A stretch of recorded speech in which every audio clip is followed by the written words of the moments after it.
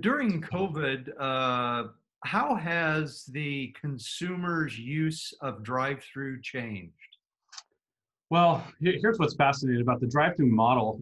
We're just coming up on our 60th year, and drive-through with the A-frame is kind of an iconic legacy building that was built. And we actually have 135 of our brand of our restaurants, which is a third of our brand that doesn't have a dining room. So when you look at that, we had a traditional model about 65% drive-through, 35% dine-in, and the dine-in would also encapsulate our takeout audience and now with third-party delivery.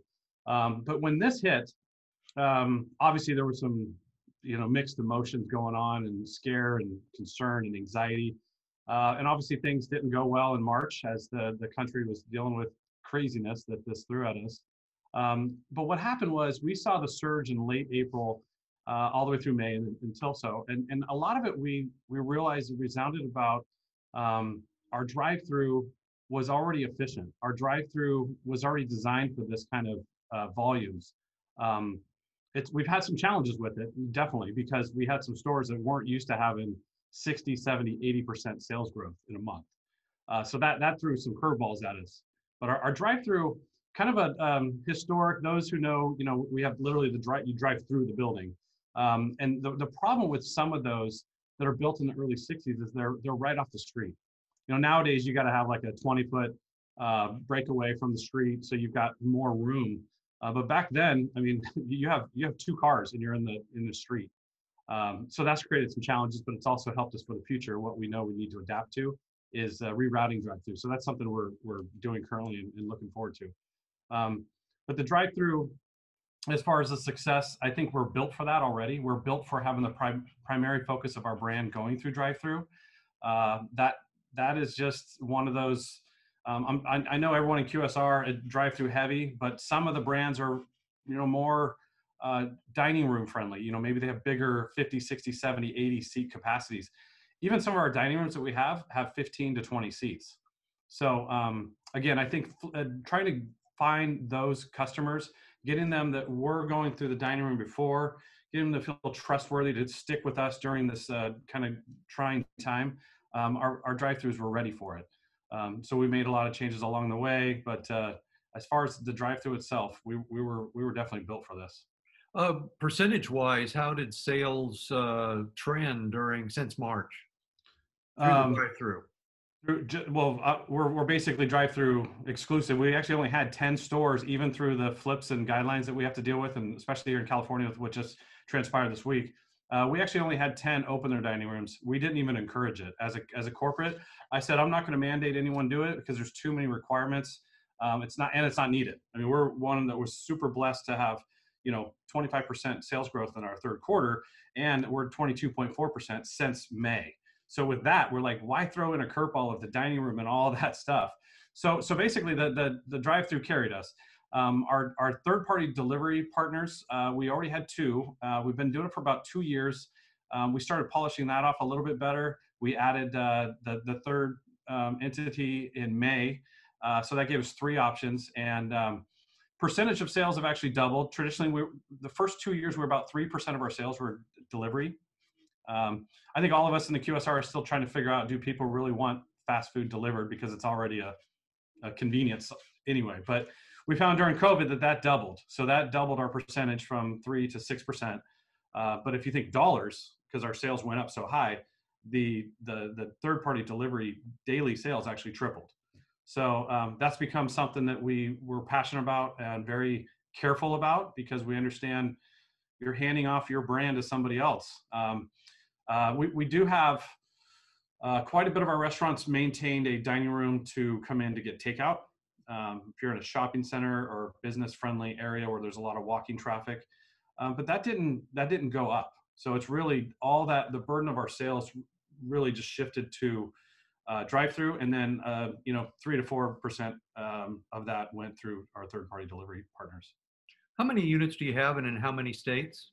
We're 349 units in, if we call Wienerschnitzel, and we're in 11 states right now. Did you notice any geographic difference in how people were using the brand? Yeah, California, we actually have 72% of our brand is in California. We got 212 locations. Obviously, this is the epicenter. I'm in South Orange County right now. The epicenter of guidelines they're crazy. I mean, there's so many different words you can describe what California means politically. But with the most firm guidelines, I think what it did is unfortunately, it devastated the full service segment, the fast casual segment, the people who didn't have a drive-through. So I think by natural selection, you had less choices. So we flourished in California. Texas is our home run state. We don't have as many units. We actually flourished there as well, but we were very, very much more drive-through focused in Texas. We have stores there that do pre-COVID, 90% of their traffic goes through the drive-through and only 10% through a dining room. A perfectly good, big enough dining room, but Texas is a unique customer base. They love some of the big, fast, family casual restaurants. So when they want fast food, they're just more drive-through friendly. Utah is a very unique one because of the family base of where we're surrounded. In Salt Lake, we had quite a bit of an uptick in sales for sure there. And we really don't find a lull other than maybe we had like a little pocket market where they were so devastated with guidelines that people couldn't even go out. But we're very fortunate. I mean, I definitely look at this as somewhat of COVID guilt because I have friends in the industry working for other big companies.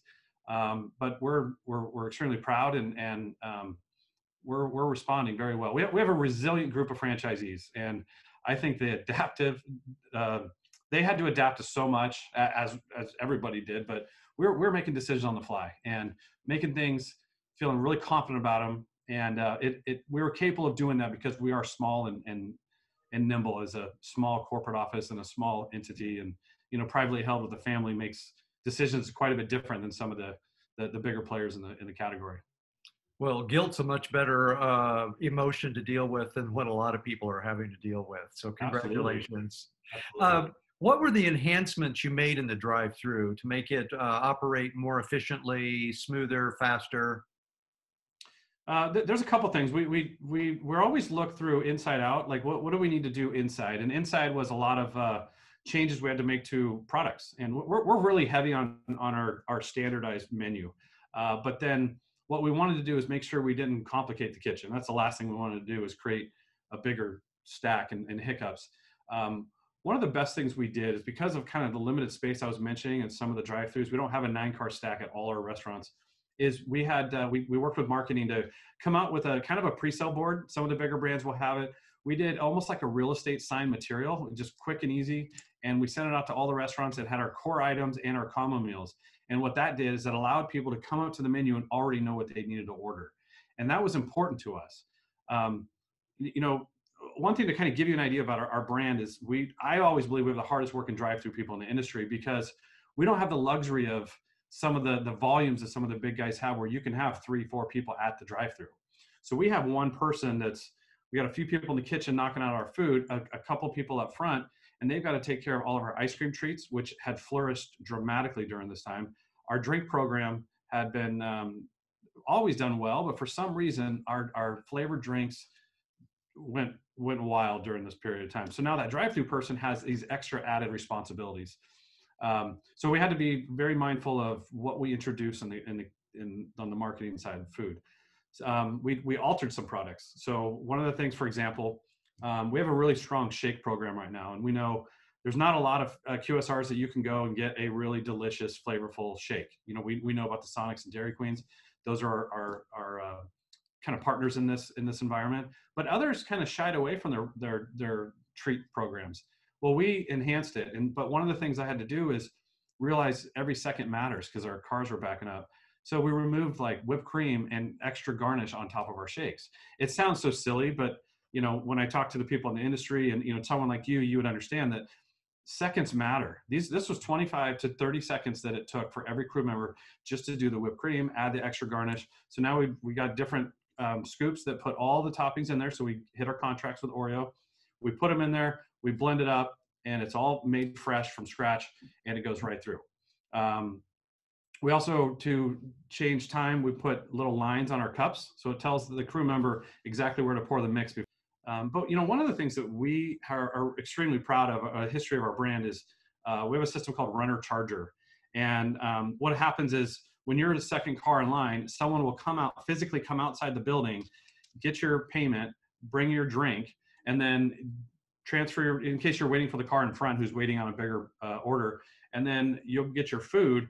When that car leaves, you're just going. So you're kind of, and we've had to make some changes on that because with COVID, a lot of people are like, what are you doing at my car window? I don't want you that close to me.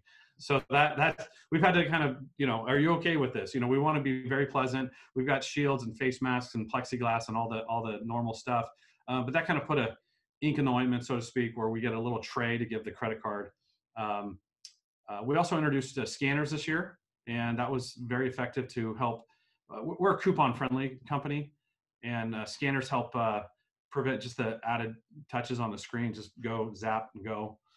So that's kind of been technology. It's all been introduced this year, and we're learning on the fly and modifying as we go. And I think it's been spectacular, to have some of the other hurdles that we've had to overcome.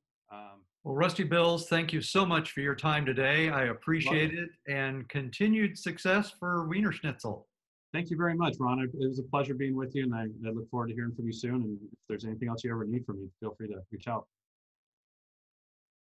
And I'm ending